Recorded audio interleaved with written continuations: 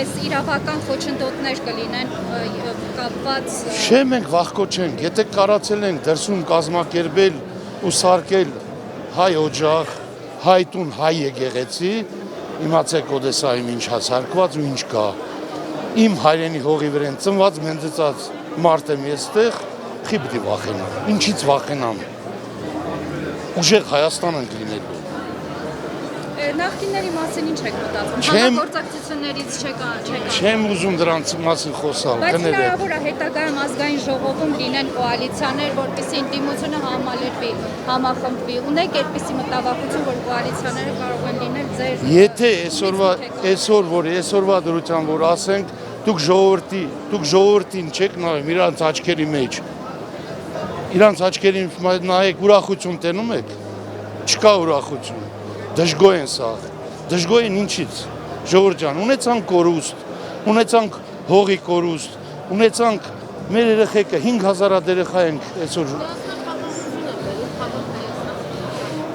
Ցավը տանեմ։ Փաշինյանի այլընտրանքը պատերազմ է։ Ցավը տանեմ, լսեք, երեխեք ջան, խաղաղությունը դենց չեն բերում։ Ուզում ես խաղաղություն, զինվի,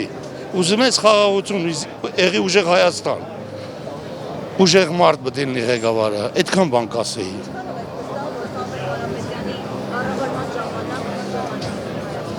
Այն նրանով վստահ որ տեսել եմ գործով։ Ինչ ասում անում է։ Այդ դրանով վստահ։ Վստահ եմ այն բանը, որ իմ աչքի տեսածին ես հավատում եմ։ Չեն խանգարի իշխանությունները։ Ոնց կներեք։ Ձեզ համար կարևոր է որ Սամվել Կարապետյանը ուժ հավաքի ինտուիցիաներում, թե որ Նիկոլ Փաշինյանի իշխանությունը նկատում այլ դիմադիների տեսնել իշխանության։ Չէ, ես կասեի, մեր հայ ազգին պետք է ուժեղ առաջնորդ, վախկոտ առաջնորդ չենք ուզում։ Մենք սկզբից ուրիշ բան ենք հասկացել, սաղդ էլ, դուք էլ, բայց ինչ եղավ,